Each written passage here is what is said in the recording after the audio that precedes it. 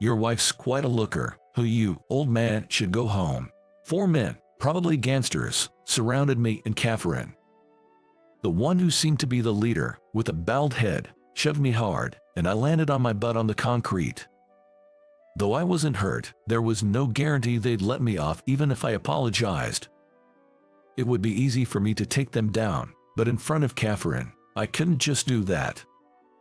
As I was assessing the situation, the person who stood in front of me to confront them was none other than Catherine. She stood her ground, facing the gangsters with a resolute attitude. This event marked a significant turning point in my life. Soon, I would come to know a shocking truth. My name is Steve. At 42, I work at a cafe. I've been working full-time for about 5 years now.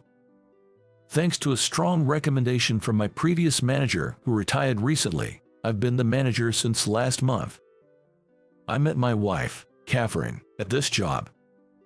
She's quite a bit younger than me. I never imagined she'd see an old guy like me as a romantic interest, but to my surprise, she made the first move and we started dating. After dating for 3 years, we tied the knot about 6 months ago. She's laid back and always laughing. She's friendly and being with her is comforting. I genuinely feel the need to protect her. However, there's one secret I've been keeping from Catherine. Before we met, I was part of a Special Forces unit. When you hear Special Forces, you might think of well-known ones like Navy SEALs or SAS, but there are also units so top secret that even the government knows little about them. I belong to one of those nameless units. I have done undercover operations and espionage all over the world, and when ordered, I did whatever was required. Things so cruel that you'd hesitate to even speak of them, and things that would make you shudder just by recalling them. When given a target, I took out anyone, be it a baby or an elderly person. Refusal wasn't an option, and completing the mission was mandatory. But I couldn't bear that life anymore. I ran away. I grew weary of disrupting someone's life or taking someone's life. When I told my superiors and government officials that I wanted out, they tried to stop me, but as I cried out loudly, expressing my desire to leave, they begrudgingly accepted my resignation. Although I had doubts about being able to live a civilian life after only knowing combat and deceit, I managed to start a pretty smooth life in the society. Wanting to forget my blood-stained past and live peacefully, I chose to work in a cafe. I only had a vague idea about it, but the relaxed atmosphere felt like a relief from the constant tension I had known. And as I started getting used to the job, I began dating Catherine, a part-timer who had joined us. The peace and tranquility I feel in my daily life now, I honestly owe a lot of it to her. Catherine is always there to support me. Her subtle gestures of care, her knack for covering for me when I falter, she does it so naturally without making me feel obligated. Sometimes, she's so mature that it's hard to tell who's older between us, and her sociable nature often helps bridge the gap between others and me. At times, I feel guilty for keeping secrets from someone like Catherine. But I can't tell her. She must never know. I just don't want her to be disappointed in me. Then, one day as September was drawing to a close, "Steve, there's a man who'd like to speak with you," said a new part-time employee, pointing towards the table closest to the entrance. "He wants to speak with me. Get the manager." It's surprisingly common for customers to spout the same complaints, but most of them calm down once they've been heard out. Weathering the so-called 6-second peak of anger with humility, and then closing the conversation in a gentle tone. That's the basic approach to handling complainants, as the previous manager taught me. I head towards the table, rolling my eyes internally. "Sorry for the wait," I'm the manager, and upon seeing the man's face, I'm at a loss for words. "Hey there." The man smirks and raises a hand in greeting. "It's been a while." Through his sunglasses, I can see he's giving me a mocking look as he scans the room. "So, you're the manager now. moved up in the world, haven't you? How did you know I work here? Come on, have you forgotten our line of work? Tracking people down is our specialty, remember? He chuckles and takes a sip of his hot coffee. I don't want to remember those times. I've left my past behind. I never want to revisit it. So you're saying you don't want to see me? That's a bit cold for an old friend, don't you think? You're not an old friend, you're a former boss. This guy, Mike, was my former boss during my Special Forces days. He was also the commanding officer, and under his directives, I carried out undercover operations numerous times. Steve was ambitious to a fault. Though skilled, his abrasive methods often caused friction, leading to his eventual expulsion from the unit. I don't like beating around the bush. I'll get straight to the point. Will you help me? I decline. Haha, you answered right away. Mike, showing no signs of discomfort, laughs heartily. Come on, don't rush to conclusions. It's a lucrative offer. Your cut would be $1 billion. Even if it was $1 billion or $10 billion, I'd still decline. Listen to me until the end. You know as well as I do that we've been involved in some pretty sketchy jobs. We had numerous assignments related to the core of the government. Naturally, we came across national secrets more than once or twice. You can probably guess where I'm going with this, can't you? So, you plan to blackmail the government using those secrets? Exactly. I'm gonna get a cool $500 million. For the government, it's just chump change. I figured as much. Trying to threaten the government, that's ludicrous. But if anyone could do it, it would be him. He's always been that kind of guy. Ever since back in the day. Anyway, I'm going to have to decline. I'm working right now, so if you'll excuse me.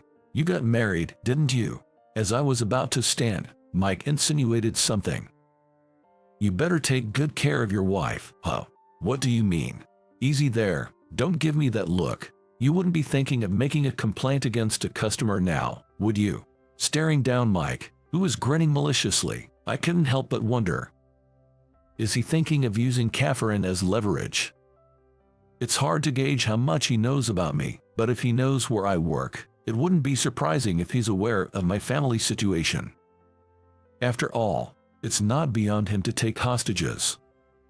He's, after all, the kind of guy who would try to blackmail an entire country. Look, I'm not asking for an answer right now. I'll be back, and when I do, I'll fill you in on the specifics. Mike, slowly rising, casually slipped a $10 bill into my shirt pocket, giving me a pat on the shoulder as he left. I noticed a part-time worker eyeing us with concern, and I just gave them a reassuring smile. With Mike's threatening invitation weighing on my mind, I found it hard to focus on work and kept dwelling on it throughout my shift. I left work a bit early and hurried home. I'm home.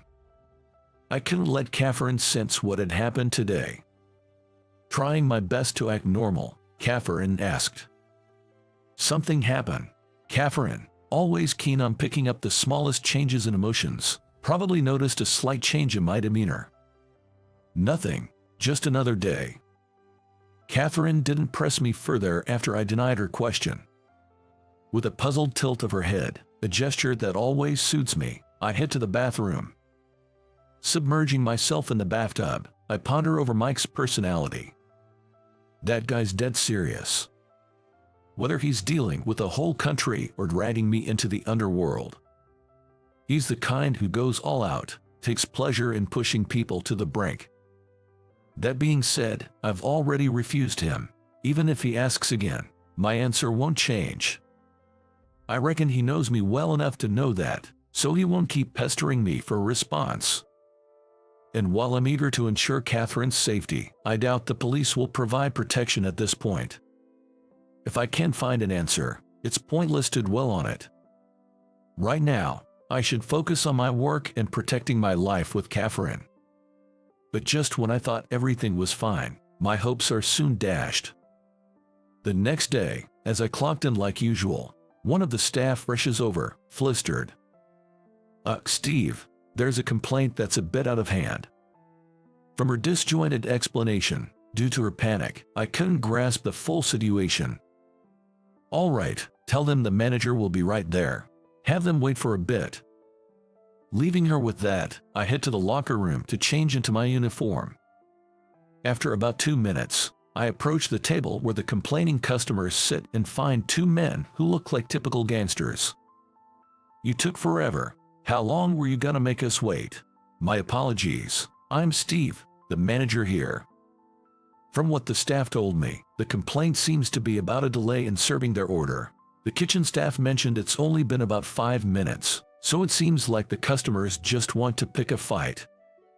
"I was informed by the staff that there was a delay in serving your meal." "Yeah, we've been waiting for hours." "What kind of training do you give your staffs in this place?"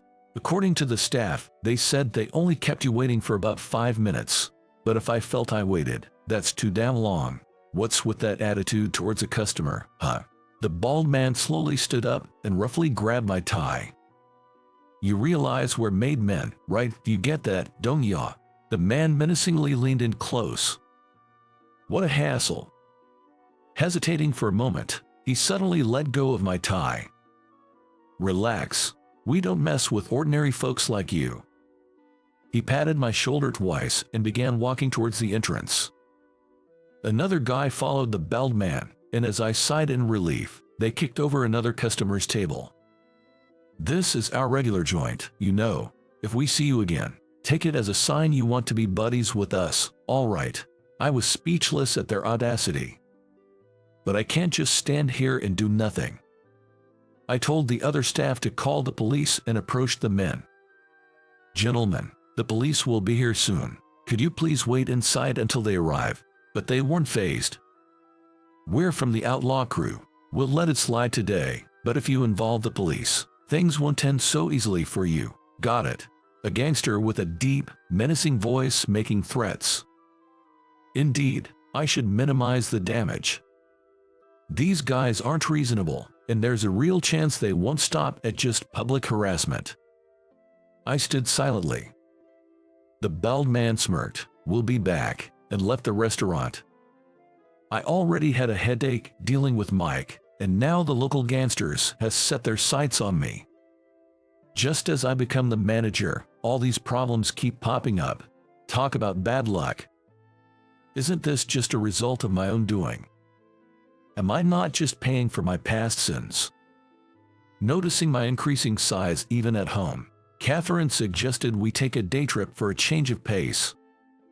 Lately, we hadn't even been going out together much, so I quickly agreed and we headed to a hot spring in the neighboring state of Nevada. On the way, Catherine was giddy like a child, seemingly trying to cheer me up. I tried to act strong so she wouldn't worry about me. She probably noticed I was forcing it, sometimes showing a sad expression. But there was nothing I could do about it. Neither about Mike's issue or the gangsters. I felt overwhelmed by my own powerlessness. Maybe deep down, I believed I could handle anything. Was I secretly proud of my past in the special forces? Lost in these thoughts, before I realized it, it was evening. Our attempt at relaxation was a bust, and we started heading back home. And then, as if to add insult to injury, another disaster struck us, the couple. When we returned from our day trip, there were 4 suspicious-looking gangsters standing in the parking lot in front of our apartment building. I recognized 2 of them. They were the same guys who caused a ruckus at our cafe the other day. When they noticed us, they approached with smirks on their faces. "Your wife's pretty, huh? Why don't you get lost, old man?" the bald man said, leering at Catherine. I closed my eyes and sighed heavily. Just when I thought our bad luck was over, we were confronted by 4 gangsters right in front of our house. Annoyed by my reaction, a tattooed gangster shoved me hard on the shoulder. I lost my balance and fell, landing on my butt on the concrete. It didn't hurt. More than anything, the real pain was the embarrassment of showing such a pathetic display in front of my wife, Catherine. The realization sent shivers down my spine. The moment I was pushed, my usually mild-mannered wife seemed to undergo a dramatic change. Now, when I say she changed dramatically, I don't mean she started shouting or screaming. Even from behind, her expression was hidden, but it was obvious she was angry. Catherine stood face to face with a bald man who was over a foot taller than her. Something from the gangster. Without changing her tone, Catherine muttered. As the man tried to grab her, he suddenly found himself in midair. He probably didn't even know what hit him. The gangsters watching nearby probably couldn't comprehend what had just happened. As the man reached out, Catherine seized his wrist and with a swift move, using her petite frame, she threw him to the ground. It was a move similar to what you'd see in martial arts, but her technique was somehow more practical. It was precise and designed to deal maximum damage. I'd never heard Catherine had taken self-defense classes. Yet, from what I've seen during our time together, I've always felt she had wisdom beyond her years. She must have faced hardships I'm unaware of. Looking down at the man who remained seated on the ground, showing no intention of getting up, Catherine whispered in a soft voice. "Should I finish you off?" I think I could hear one of the intimidated gangsters gulp. Catherine quickly turned and rushed over to me. "Are you okay?" She gently offered her hand, and with her help, I finally managed to stand up. The smiles were gone from the gangsters' faces. They must have realized the gravity of the situation. The suspicious, and likely fearful, looks directed at Catherine were evident. Frozen in shock, the gangsters forcefully made the bald man stand and quickly fled the scene. They retreated without uttering a final taunt. "I've gotten pretty hungry. Cooking now would take some time. How about we order pizza?" It was the same old Catherine. Always kind and attentive, and even if I made a mistake, she'd forgive me with just one smile. My lovely wife, Catherine, was there. "Sounds good. It might be a nice change." Responding to my slightly awkward agreement, Catherine said, "After dinner, let's talk for a bit." We got some takeout and finished our meal. During dinner, we chatted about random things, carefully avoiding the earlier incident. Once dinner was over, and after cleaning up a bit, Catherine sat across the table from me. I don't like prying too much, but I've got to ask again, did something happen? Honestly, I was caught off guard. I had assumed she would tell me something about her past, or how she learned those moves. "What do you mean by something?" "I think, Steve, you're trying to keep me out of it to protect me, but remember, we're a couple." "A couple?" "Exactly right. We fell in love and became husband and wife. That's why I didn't want to disappoint her or burden her with my troubles, let alone show weakness. To me, being a couple means more than just being lovers. It's about being family. It's like being two sides of the same coin. So, if something serious is going on with you, I think I should know and deserve to know." I could tell she wasn't just saying this out of mere curiosity. She was choosing her words carefully, trying to make it easy for me to open up. "The gangsters from earlier, do they have something to do with the way you've been acting off lately?" She was always so sharp. It felt silly trying to hide anything from her, as if she could see right through me. Indeed, hiding any longer wouldn't change the situation. More importantly, since they know where we live, Catherine might be in danger, and there's a chance they might take her hostage. Actually, gathering my courage, I started to recount the events of the past few days in order. However, I wanted to keep my time in the Special Forces a secret, so I only mentioned Mike as a former boss. Listening silently until I finished, Catherine gave a nod of understanding and smiled warmly. "Thanks for sharing with me. You don't need to carry this burden alone anymore." She stood up from her chair and softly placed her hand on my shoulder. "I appreciate you worrying about me, but you, Steve, should just do what you can. Whatever you can't handle, I'll take care of, so rest easy." "Catherine." She winked awkwardly and then headed back to her room. The next day, spurred on by Catherine, I pondered what I could do on my end. For now, Mike would be fine. I probably won't be reaching out to him, and unless he approaches us first, there's nothing to be done. So, my immediate concern was how to boost the sales of the cafe that had seen a drop in customers. Word spread quickly about the gangsters causing a scene, and revenues from our regulars had dropped by more than half. After all, people come to a cafe mainly to enjoy a relaxed atmosphere or to have pleasant conversations with friends or loved ones. First things first, we needed to restore that environment. I obtained the security footage from that day and visited the local police station. It appeared that the gangsters from the notorious gang had been causing quite a bit of trouble in this town, and even the police were struggling with them. I brazenly asked if an officer could be stationed at the cafe, but understandably, they declined. However, they agreed to include the cafe on their patrol route, so I arranged for that to start the next day. Then, I signed a contract with a private security firm. Even with a security guard present, it seemed unlikely that professional thugs would be deterred, but their presence would at least provide some reassurance. The real aim wasn't just to keep the gangster away, but also to make the customers feel safe. While the response of a security guard in an emergency might be limited, their mere presence would not only reassure the customers, but also our staff. The owner was initially hesitant, but after seeing the evidence, he reluctantly agreed. With that, I'd managed to create a safe environment for the cafe. Given that our place was originally popular as a calm and relaxing cafe, as long as incidents like the recent one didn't occur again, the foot traffic would surely return. That being said, merely waiting around won't bring customers in. I decided to tap into social media. However, I'm pretty clueless when it comes to online stuff, so I asked Catherine for her help. She has a wide network. I've personally met over 30 of her friends, and she apparently has over 100,000 followers on social media. Immediately, we created an account for the shop and began posting. With Catherine's help, we spread the word, and it went viral. The power of social media was incredible, and in less than a week, sales were back to what they were before. The shop is quiet but lively again, and those gangsters hadn't shown up since.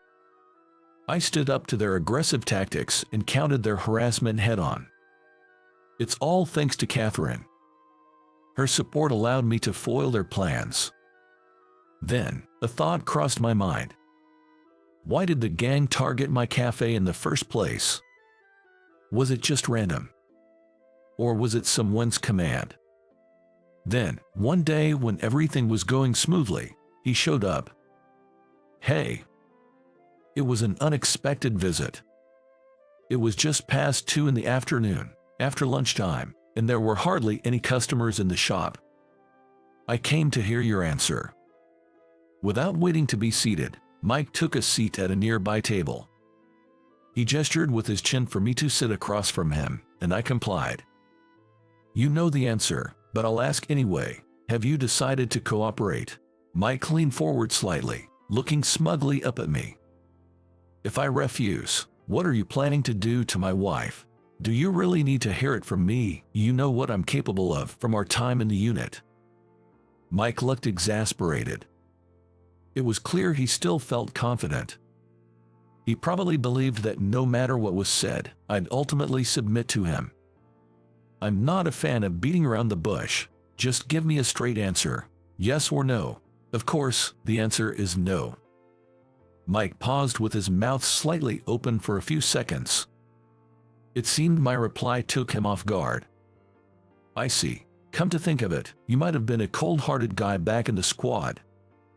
I'm not sure who you're confusing me with, but it's not that I don't care about Catherine's well-being or that I won't follow you.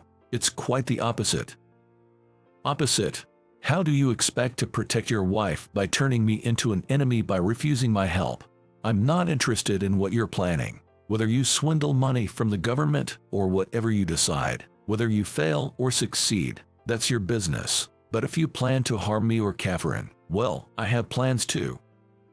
Mike's brow furrows. It's his tell when he's gearing up for a fight. I don't mind if you target me, but targeting Catherine is something I'll never forgive. She's saved me countless times before. Yet, I've done nothing for her. So, I don't just want to be given things, or just be protected. This time, I want to protect her. No, I will protect her. Absolutely. All right, let's save the lovey-dovey couple talk for another time. Look, in a way, we used to be boss and subordinate, right? I came here out of respect, as much as I can muster. I offered you a pretty good deal, and there's no downside to working under me again, just like the old days. You really never change, do you? Mike forces a smile, keeping his face neutral, but I can tell he's a bit on edge from my remark. What do you mean? Your emotions, they always show in your gestures and facial expressions, just like before. What's your point? No matter how self-aware someone is, they can't always control their unconscious movements. And this man, he can't take criticism or advice from others. Even if you point something out to him, there's no way he'd change. You are planning to make me the scapegoat. The information you're using to blackmail the country is probably something only ex-Special Forces personnel would know. That's why, after achieving your goal and getting the money, you'll probably pin everything on me and vanish, maybe go overseas. If they trace it back, you're worried you might get caught. That's why you chose me as your accomplice. That's just your speculation. I would never. On what basis do you say you would never? I've known since the beginning. You've always been the type to throw your subordinates under the bus. Mike just silently stares at the diner's clock. This silence is probably the best confirmation that my guess was right. I get how you feel, so you're not gonna help me, huh? I've been saying that from the beginning. With a look of annoyance, Mike let out a sigh, pulling out his cell phone from his pocket and dialing a number. The ringtone can be heard. While waiting for the other end to answer, Mike says to me, "It's a real shame. Who would have thought you were this dim-witted? I feel bad for your wife. She must deeply regret marrying a guy like you." The ringtone continues to play. Seems like the person on the other end isn't picking up. I bet you are trying to contact your card gangster's underlings, aren't you, Mike? I'm ready for whatever comes. Like I said before, if you try to harm me and my wife, I've got plans of my own. What sort of plans? Mike shickles mockingly, but after hearing my next words, his smile fades. I'll take you down. Try me. I've got no clue what you're planning, but bring it on. Even though I've retired, I was a member of an elite squad. I have ways to end someone's life ingrained in me. I swore never to hurt anyone again. No matter what, I vowed not to go back to those days. But if it's to protect Catherine, that's a different story. I'll show that I can protect her. No matter what it takes. Even if, in the end, she comes to despise me. Then, it seems the person he called finally picked up. Hey, took you long enough. Get moving, it's go time. Target the wife. Slowly, I rise from my seat. It's been a long while, so I might not know how to hold back. Well, with this guy, there's no need to go easy. I need to wrap things up here quickly and go help Catherine. I told her to take refuge at her parents' place just in case, but there's a chance they might head there too. Hey, respond. I can't right now. We're in deep trouble here. What are you talking about? We've been taken out. Our crew has. What do you mean? Explain yourself. It was that woman from before. Our crew was taken out by Steve's wife. Pathetic. And you call yourself a gangster. Did she bring some rival gang with her? It was just her alone. Help. Then the call ends. Mike seemed to be in a state of panic, but honestly, I was even more flustered. Catherine took out the gangsters. That Catherine must be some kind of mistake. Darn it, none of these guys are worth a dime. It was rare for Mike to raise his voice, but he seemed quite frustrated. I'm tired of this mess. Gonna have to plan everything from scratch. So, does that mean we won? If he's gonna back off from us, I don't feel like messing with him anymore. With this, we should finally get back to peaceful days. but there's something I gotta take care of first." Saying that, he reaches into a different pocket than the one he took his cell phone out of, seemingly trying to pull out some weapon. I braced myself, ready to react before he could aim it. Just then, several men pinned Mike from behind. "Who the hell are you guys?" "They're from the Special Forces unit you used to be in." Emerging from behind the men, Catherine, as if to show her face to me and Mike, took off the hat she had pulled low over her eyes. "Catherine, why are you here?" "Lure." Mike, looking more surprised than I felt, stared wide-eyed. "Do you two know each other?" Mike, who seemed quite annoyed, suddenly burst into laughter, responding to my question.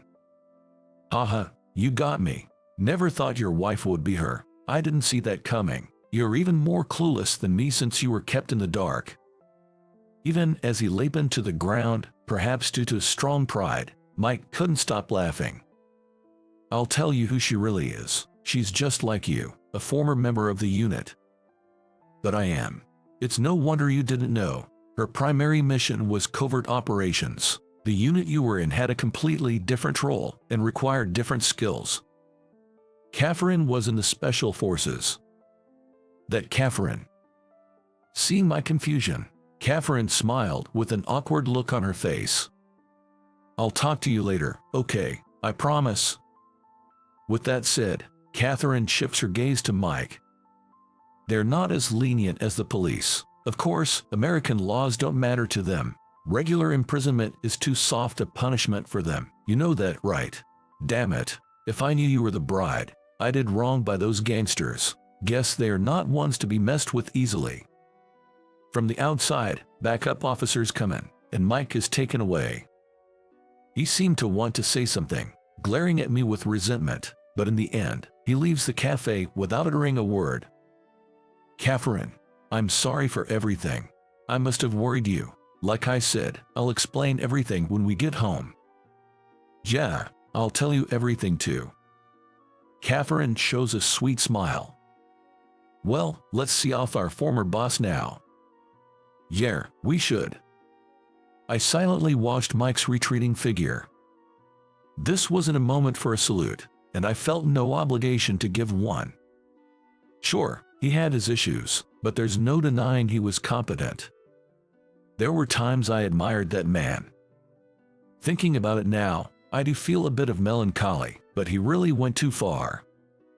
It was probably fate that things ended up this way. As memories of our time in the unit flashed through my mind, Catherine delicately gripped the hem of her skirt and gave a gentle bow. "Good day." Whether that was her version of a salute or not, Catherine saw off Mike with a poised gesture. Ironically, Mike was taken away by the very special unit he belonged to. I'm now an outsider, so I have no way of knowing what kind of punishment awaits him. Catherine, being well acquainted with them, might know, but I don't particularly want to pry. However, as Catherine said, it won't just end with him going to jail. They'll probably use every method at their disposal to extract all the information from him. The thought alone is terrifying. Still, he had lived life recklessly, so it's his just deserts. I have no sympathy for him. On the other hand, the gangsters who were giving us trouble were apparently decimated by Catherine. Though they weren't that big of an organization to begin with, every one of them either ended up in the hospital or jail, making the gang's survival impossible. Regarding that, Catherine said, I might have gone a bit overboard, with a cute laugh. Well, I won't delve too deep into that. Even if they were just hired by Mike for money, they deserve to face the consequences for their countless misdeeds. So, the various problems that had plagued me for days came to a close, thanks to Catherine's remarkable efforts. It wasn't just me, you know. You helped, and many others too. Catherine said modestly, but she single-handedly brought down a Gan, while in comparison, I felt I hardly did anything. That's not it, you see. We're two halves of a whole. We're married after all. She says that while following me around, and then shows a poor attempt at a wink. That's Catherine for you. How many times has her quickie side saved the day for me? So, You knew everything about my past then. Yes, I knew it all. Just like what Mike said, she seems to have been in a different unit than me. She was extremely skilled, to the point where they wanted to retain her, even going as far as offering to lay off other team members and give her a pay raise. But then, why did someone as capable as her end up with someone like me who doesn't stand out at all? You know, I felt you were really serious. Not in a bad way, of course. I could tell you took training and such seriously. But more than that, it felt like you faced life with a lot of sincerity. Facing life with sincerity. It reminded me of the times when I was mercilessly taking so much from strangers. I ponder on her words. When you're in that line of work, sometimes you start to take a lot of things for granted, even life itself. But Steve, you always faced it head on. That's what drew me to you. So I decided to quit and follow you. She quit because of me. I must be really hated by her superiors. And then I joined the same place you did. I could have told you the truth, but you seemed like you wanted to forget your past. I thought maybe you wouldn't like having someone around who's like a reminder of that past, but I wanted to be close, so I thought staying silent would be best. It sounds so casual when she talks about it, but the more I hear, the more I feel like a fool. I guess Mike was right. It's not like you were oblivious, Steve. It was just that I was good at my job. Just kidding. But really, just being near you made me happy. And now, we're even married. It's just so surreal. I can't help but laugh. Laugh, huh? Laughing is good. Rather than a life filled with regret and not being able to laugh, looking forward and laughing is a much better life. And I learned that from Catherine. Thanks to her always smiling at me, even when I couldn't, I've been able to live happily. It's no exaggeration to say that the person I am today is all thanks to Catherine. On the flip side, the reason I can be so cheerful is all thanks to you, Steve. Marriage is a wonderful thing, isn't it? Catherine, who's not good at serious talks, always wants to joke around. Being serious-minded, I used to always steer the conversation back, but now, I truly understand Catherine's feelings. It's like something is tickling inside my heart. But you know, despite everything, I think it was good. I feel like I can speak more genuinely than ever before, and our bond feels stronger. Heh, those cheesy lines do suit you. Well then, let's put it this way. Nice to be with you again, huh? Pleasure's mine. Holding Catherine's delicate hand, I think to myself, I'll strive to never let go of this hand. I'll stand tall and proudly by her side. In about 10 more minutes, we might lose her. In the hospital convenience store where I work, a high school girl suddenly collapsed. Seeing her, the young doctor muttered that, trembling, "I'm just a store clerk." But I felt a strong urge to help her. Her medical record. Huh? Show me your medical record, quick. I snatched the medical file from the young doctor. After thoroughly reading it, I was convinced I could do something. 10 minutes is more than enough time. With that, I took the young doctor with me and headed to the operating room. I could faintly hear the sound of a new chapter starting in my life. My name is Tony Richardson. I'm a man in my 50s working at a hospital convenience store.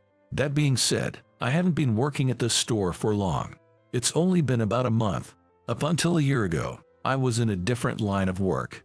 However, I faced a setback there. Tony, what are you planning to do now? I have no idea. How about I introduce you to a place? You could work there for a while till things settle down. Thanks to a referral from my college friend, Bob, I landed this convenience store job. Take your time. Thank you for waiting. At the store, I was swamped with tasks like handling the cash register and stocking shelves. But I could also chat with customers, which made the work enjoyable. It felt like a good mental fit. At the very least, it suited my current self after facing that setback in my previous job. Thank you for waiting. Thanks as always. Thank you very much. A hospital convenience store doesn't have problematic customers, like drunk folks or suspicious-looking guys, so it's calm and easygoing. I'm grateful to Bob for introducing me. Although, if I ever mentioned that, he'd probably say, then, treat your benefactor to a meal and make me pay for dinner. So, I don't. You're a hard worker, Tony. Not really. And you are so cheerful. You lift my spirits. Here, have this. An elderly woman who often visits the store tends to buy extra candy and leaves some behind for me as a gift. Hey Tony, did you catch the baseball game yesterday? An elderly baseball enthusiast would approach me and passionately discuss the game. There's also a little girl excited about the flowers that blossomed in the courtyard, and a young boy talking about all the things he wants to do once he's discharged. Doctors drop by for a bit of chit-chat during their breaks. All sorts of folks visit the store for some light conversation. Good morning, Tony. Oh, good morning. This girl was admitted about a month ago when I started working here, named Catherine Smith. She'd show up daily and chat about various things. What's wrong with you, by the way? Oh, it's nothing serious. Initially, I might have been a bit intrusive with my questions, but she'd always respond with a warm smile. How long have you been working at this store, Tony? Just recently. Oh, really? Since you started working at the hospital recently, I guess we're like co-workers. She'd say that, smiling happily. She's cheerful and always bright, but there was something that piqued my curiosity. Most people who come to the store usually get discharged in a week or two. However, for someone without a serious illness, she seemed to stay a bit long. You like this character too, Tony? Yeah, can't believe you're into it as well. We do seem to have a lot in common. For some reason, Catherine and I got along well, and she affectionately called me Tony. Even when she had no intention to shop, she'd come to the store and strike up a conversation whenever I was free. Tony, you know, my high school friends visited me the other day. Oh, that's nice. And guess what? One of them accidentally drank another friend's juice. That friend hates sugary drinks and spat it out when she realized. Haha, sounds like quite the mix-up. She sometimes talked about her school teachers. She would constantly switch between expressions, sharing a myriad of stories. Occasionally, she'd talk about her siblings. Indeed, her smile was a source of comfort for me. Other shopkeepers and customers would warmly watch over her, making those moments truly peaceful and pleasant. Tony, what's up? Oh, Catherine's here again. Yeah, but she seems a bit pale today. One day, when Catherine supposedly came to buy a drink, her complexion seemed off. I had a bad feeling about this. Catherine. Oh, excuse me, I'd like to ask. Sure. I wanted to approach Catherine, but at that moment another customer flagged me down. I was concerned about her but had to attend to my job. As I was assisting the other customer. Oh my, are you okay? There was a thud and the sound of items scattering. Everyone in the store was taken aback and rushed over to find Catherine collapsed on the floor. Catherine. Catherine. I quickly checked her pulse and heart rate. She's unconscious and completely limp. What happened? Catherine collapsed. She's unconscious and her heart rate and pulse are unstable. My shouts apparently got the attention of Catherine's primary doctor. The doctor rushed over immediately. Catherine. The primary doctor was a young physician named Steve Harrison. He would occasionally stop by the shop for some small talk, so I recognized him. We had her surgery scheduled for next week, but it seems we have an emergency now. Steve, appearing overwhelmed, buried his face in his hands. His words helped me grasp the situation. I had previously heard from him about a patient under his care with a rare heart condition. They had been waiting for a surgeon capable of performing the operation. It turns out a surgeon was found, and the patient had been admitted to this hospital to prepare for the surgery. It must have been Catherine. So, her condition drastically changed before her scheduled surgery. Yes. In about 10 minutes, she might. The image of Catherine's smile flashed through my mind. She has so many friends. Every day she seemed to be enjoying herself. I wished for her to have many more happy days. The medical chart. Huh? Show me the medical chart now. Overwhelmed by my demand, Steve handed it over. I snatched it out of his hand. I snatched it and skimmed through, determining I could do this. I'll handle it. What, Tony? With that declaration, I began to change into surgical scrubs. A flustered Steve followed. 10 minutes is more than enough. Tony, don't worry, come with me. I said this to reassure Steve. I decided to have him assist in the surgery. Tony, how can you perform surgery? I'll explain later. While Steve was still in shock, Catherine was wheeled into the operating room. Dr. Richardson, so you've decided to come back. The head nurse greeted me with those words. I responded with a wry smile. Tony, you were originally a doctor here, weren't you? I'll fill you in later. And not necessarily by choice. I was a bit flustered by the head nurse's comment, but time was of the essence, so we began the surgery immediately. As I declared, I removed the lesion in 10 minutes. Amazing. The head nurse commented on my incredible swiftness with the scalpel. Though her words made me chuckle, in the end, Catherine was moved from the operating room to the ICU a few hours later. Sigh. Excuse me. After the surgery, as I was enjoying my coffee in the break room, Steve approached. You're the legendary heart surgeon, Dr. Richardson, aren't you? Steve asked as he too sipped his coffee. Legendary is a bit much, but I've performed countless surgeries. I replied with a gentle smile.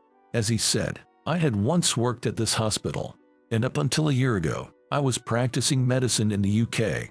I only came to the hospital after Dr. Richardson had left, so I had only heard the name. I had no idea that the shopkeeper was Dr. Richardson. Steve exclaimed, genuinely surprised. It's unbelievable that a person I met overseas turned out to be the renowned Dr. Richardson. Hearing that brought memories of my dearest one. A single tear rolled down my cheek. Seeing my reaction, Steve looked flustered. Sorry for surprising you. It's okay. Would you mind me sharing my story with you? At my words, Steve nodded. Then, I began talking about myself. After graduating from a foreign medical school, I worked extensively as a heart surgeon. During that time, I've published many books and papers. Many of us, including aspiring doctors, read your publications. Thank you, haha. And during that time, I met my wife, Mia. We met at a mutual friend's house party. Never imagined that the guy I met abroad was the renowned Dr. Richardson. Drawn to her laughter, I pursued her passionately. Mia was cheerful and had many friends. She adored cute things, and while buying her favorite character merchandise, I too became a fan. Will you marry me? Yes. We get married. While we didn't have kids, Mia and I lived happily together. Sorry, I might not be home early today. That's okay. Many people rely on your expertise. Just make sure to spend your next day off with me. Of course, we rarely argued and always supported each other. It was evident how much we loved each other. Do you think you can come home early today? No. I've a long surgery scheduled. You'll do great, renowned doctor. Please, stop that. The moments we thought would last forever came to an abrupt halt. One evening, coming home late from a surgery, I found Mia, my wife, lay motionless on the kitchen floor. Mia. Her body was still warm, and the meal she prepared hadn't even cooled yet. But she had passed away. A sudden incident, perhaps timely intervention, could have saved her. I cried until the words "menu to care for Tony" written on the shopping memo blurred and became unreadable. You're a hero who helps a lot of people. Every time I thought of my wife, I found myself thinking, if only the surgery hadn't taken so long that time. Back then, I could feel the lingering warmth of her body growing colder in my hands. After that, whenever a surgery took too long, I'd think, what if something happened to someone important to me, a family member or a friend during this time? With such thoughts, I decided I couldn't continue as a cardiac surgeon. Although some tried to stop me, I resigned from the hospital where I worked. Tony, I'm really sorry to hear about Mia. The person who welcomed me back was Bob. Bob and I belong to the same medical department, and we've been friends for many years. Now, he's returned home and is the director of a hospital. Bob was concerned about me and invited me to stay at his home. I felt guilty both for relying so much on his kindness and for not finding a clear direction in life. Tony, what are you planning to do from now on? That's how he reached out to me. And about a year after returning, I started working at the hospital shop thanks to Bob's recommendation. I had no idea that Dr. Richardson went through all that. Steve, listening to my story, had tears in his eyes. He's such a kind soul. I'm sure he'll become an outstanding young doctor. Ah, Dr. Richardson. Dr. Harrison, you're here. The head nurse arrived. I owe a lot to her from the days when I worked as a doctor in this hospital. Catherine is awake. Hearing that, Steve and I hurried to her side. Catherine couldn't speak yet, but she pointed to a board that read, Tony, Thank you. Seeing me about to cry, Catherine smiled. Her smile reminded me of Mia's, and I felt grateful to have been able to help. The next day, when Steve and I went to check on Catherine, she seemed to have recovered quite a bit. She was sitting up in bed, smiling. She looked healthier, and it was a relief. Not just for us, but for everyone related to Catherine. Everyone seemed relieved and glad. I'm so glad, Catherine. Truly. A woman who looked like a relative, possibly a parent, was visibly emotional and in tears. But she doesn't appear old enough to be a parent. Too young to be a grandma, that's for sure. I was puzzled, not knowing their relationship. Then, another woman of the same age entered and joined in the joy. You're the doctor who operated on Catherine, right? Thank you for helping Catherine this time. Oh, well. As I was gazing at them, both women greeted me.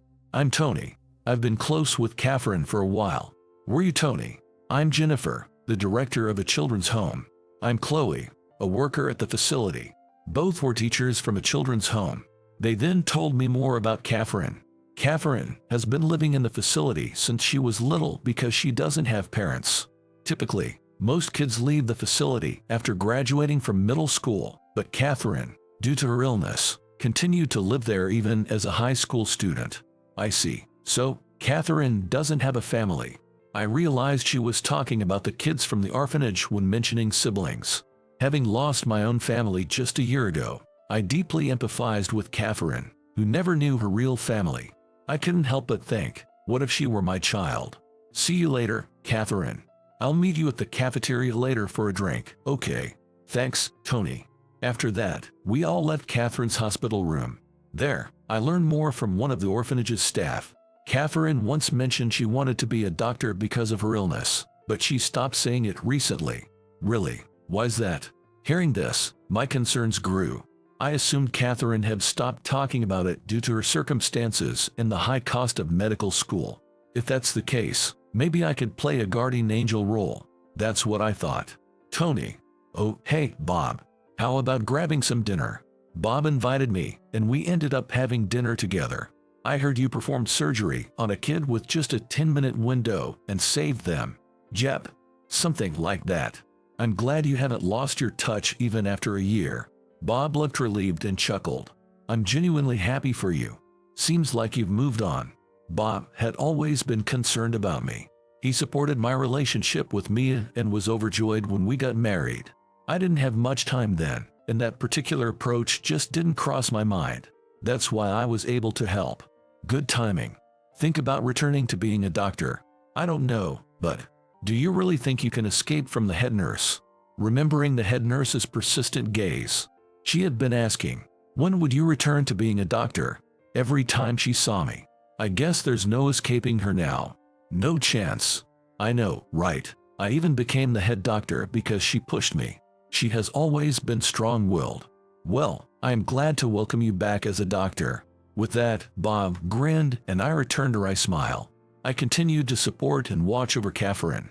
She enjoyed reading my old medical books, and I wanted to help fulfill her dream. Ah, Dr. Richardson. Chloe, just the person I wanted to see. Yes. I approached Chloe, who was visiting, to ask if I could potentially support Catherine's tuition. Chloe looked shocked at first but then smiled happily. She's always saying things like, wouldn't it be wonderful if Tony was my real dad? Hearing this unexpected revelation from Chloe, my eyes widened in surprise. Catherine always dreamt of being adopted. Learning this, I couldn't help but contemplate. My current apartment is too small, so it'd been nice to buy a larger house. Finances aren't an issue. Both me and I have always preferred activities like walking in the park or sitting by the sea over spending money. That's why we have quite a bit saved up. We could even afford to pay for a house in full. Catherine. Yes. What kind of house would you like?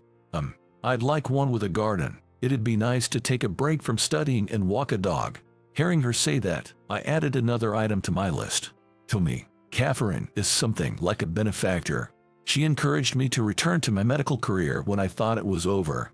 Since Catherine's surgery, due to strong recommendations from Bob, who turned out to be the director here, and from the head nurse, I've been planning to return to my medical duties soon. Catherine, how about coming to live in my house? Huh? With all my gratitude for Catherine, and hoping she might join the same profession in the future, I decided to take her in. Really, I'm so happy. Can I be like Tony's child? I'll provide for your further education, of course. I'll ensure you have a conducive environment for studying. Also, once you're discharged, let's go pick out a dog. That's wonderful for you, Catherine. Many of your dreams are coming true. Yes. Catherine and Chloe were both delighted, which naturally brought a smile to my face. Now, I need to start preparations to welcome Catherine. Bob has a daughter who lives independently. Maybe he can give me some advice.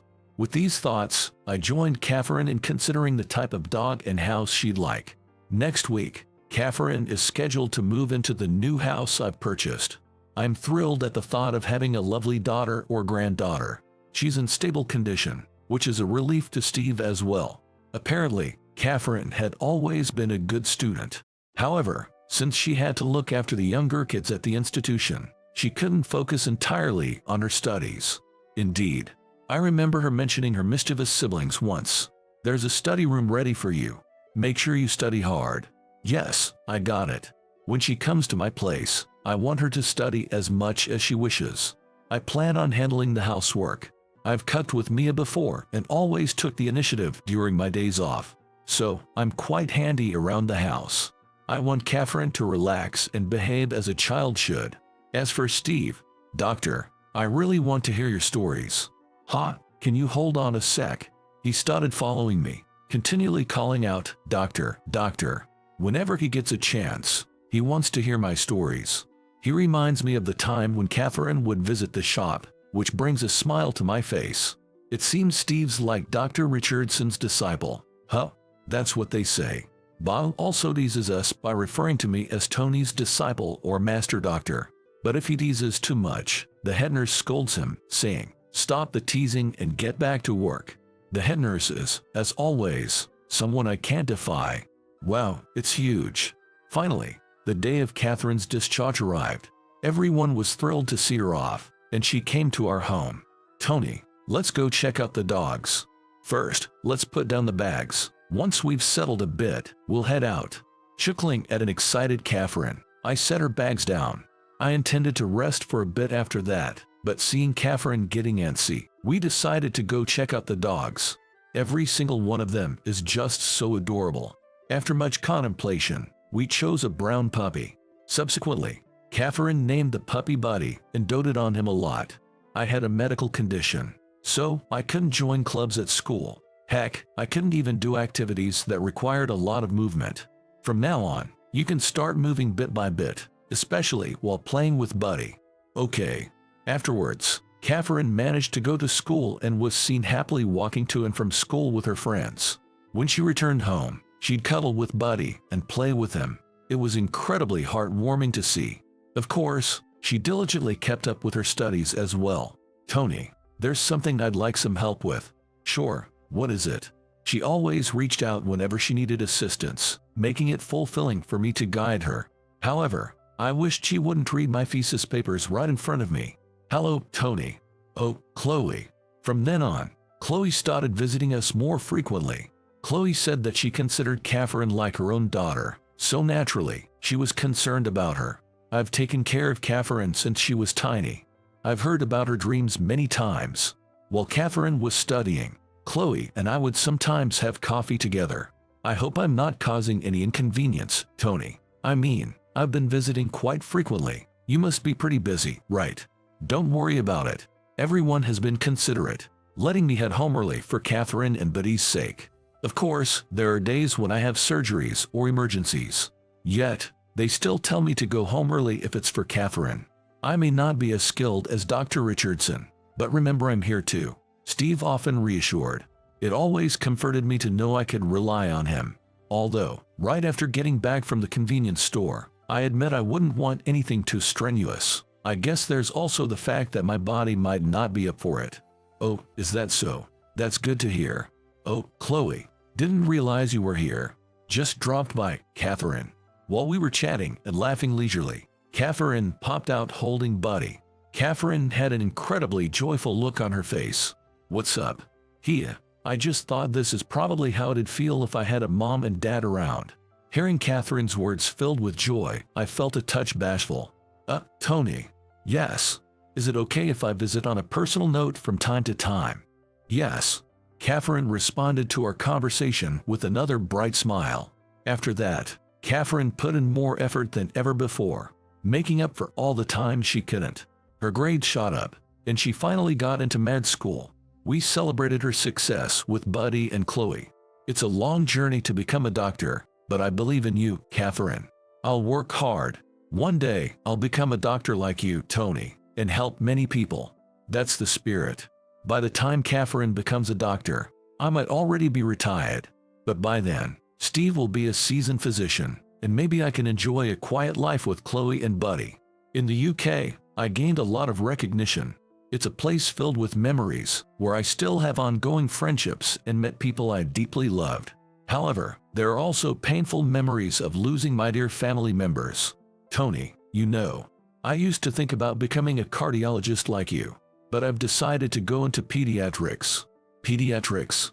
Yeah, I've always been around kids. I want to be able to give them a better future. Catherine is truly remarkable. Meeting her has been an irreplaceable experience. I genuinely hope that our life, as we go past our 50s, will be peaceful with Catherine by my side. Doctor, about the upcoming surgery. I was thinking of leaving it to you, Steve. Thank you. Will you assist me? Yes, of course. That said, now that I'm back, continuous training as a cardiologist is essential. I'm also committed to nurturing the younger generation in the field. Steve, who seemed a bit unreliable when we first met, has now become a renowned doctor trusted by all. I need to make sure I keep up with him. So, how are things with your girlfriend? You know, it's usual. Steve chuckles at the teasing remark from Bob. There's only one girl Bob is referring to. Honestly, I can't think of anyone but Mia as my wife. She seems to understand that and has never pushed too hard. Well, it's Catherine and Buddy have been trying to play matchmaker between us. I'd be so happy if my two favorite people got together. Hearing Catherine's comment, while Buddy ran back and forth between us, we couldn't help but give a wry smile. When such stories were shared at work, Steve would laugh, saying it sounded just like something Catherine would say. By the way, Dr. Richardson. What's up? What would you think if I told you that I might become your son-in-law? Steve's words caught me off guard. It seems Steve and Catherine, always trying to make the most of every day with a smile, had grown close. That's why, when Catherine got into med school, Steve confessed, and they started dating. Dr. Richardson. Sorry, I zoned out. Just make sure you both find happiness, okay? Yes. I decided to trust Steve's words with a smile. And when I got home after work, Catherine and Chloe were preparing dinner together. Thank you, both of you. It's no problem. For me, Chloe's cooking tastes like home. I've always wanted to learn, and making dinner together was something I always looked forward to. I left the kitchen to the two smiling women and petted the playful Buddy. Mia, I haven't fully moved on from you, and none of us are blood related, but can we be happy as a family? I felt like Mia, from the photo, was smiling in approval. Years later, Catherine would get married and would call Chloe and me Mom and Dad, making us cry. For such futures, I will continue striving to save lives every day.